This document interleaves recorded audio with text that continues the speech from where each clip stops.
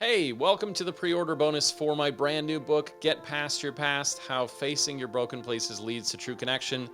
My name is Jason Van Ruler. I am thrilled that you are here. Hey, I'm thrilled that I'm here because I'll be honest with you, this was not in my 10-year plan. I desperately wanted it to be, but there were definitely seasons of my life where I was certain nothing like this would ever happen because I had made some decisions about myself and I figured that based on how I'd lived was how I would live. And so, if how I lived is how I'm going to live, then I could see the future. And with that came some predictability and some comfort. But the truth was, I was missing my potential. So, here's the deal. This is the short of it. But I grew up in difficult circumstances where my parents divorced early and there was addiction and abuse and chaos and trauma and all that stuff we just never want in my childhood. So I did what most of us do and I swore all of it off. I said, I'm going to live completely differently. In fact, I'm going to do the opposite of what I learned and I'm going to be a different person. And I tried it. And to be quite honest, it wasn't for lack of effort, but I just couldn't get out of it. And the reason I think that was is because I just didn't know what else to do. I only knew what I'd known. And so there was this pivotal moment in my 20s where I stopped and I caught myself in the mirror. I saw a reflection and I just thought, you're the person you didn't want to be. You're the person you never thought you'd like. You're the person who was supposed to be different, and you're not. And so there's a decision to make. And that decision is, do I face it and do the work I need to do to get to the place I'm called, or do I run from it? And really, there's evidence for both, right? There's good arguments for doing either one of those. But the decision that I made in that moment was that I think I'm called to more. I think I'm called to higher potential than to accept these circumstances.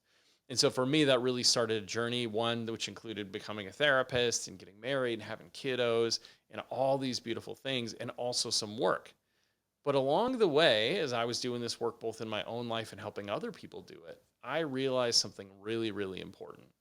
We all have a past, right? We all have a timeline that we are living out, and the past is not always perfect. In fact, never is perfect. So there's always going to be some woundedness, there's going to be some beautiful times, there's going to be some happiness, there's going to be both. But what I found over and over again is the people who felt the most content, the most happy, and the most positive were the people that had figured out how to use their past as a springboard to something better instead of a shackle to their ankle that simply held them back. And so I became really, really interested in this idea of how do people use their past as a springboard to change for the better and have better relationships? Because I don't want to wreck the secret for you, but there is no real healing or change without better relationships with yourself and others. And so this book is really about that journey that I took, but also the journey that I've helped hundreds of other people take to get to the place they're called to be. Now, we are going to do some work and we are going to look at some hard things, but I just want to start by saying you being here is the first most amazing step.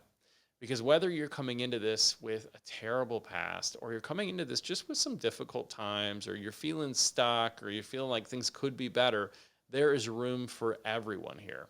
We can all work towards changing our relationship with our past, speaking the truth, and having grace about that and about what's to come.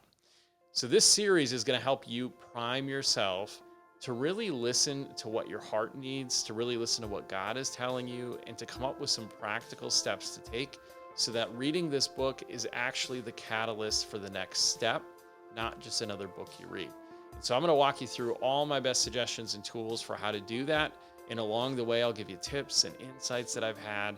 But I just want to walk this out with you because somewhere along the line, I just realized like it is my life's work to walk this out with you.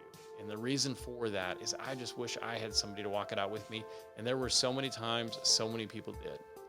So I want to be that person to you. So stick with me. Next video, let's start to talk about how we're going to do this practically speaking. Thanks for being here.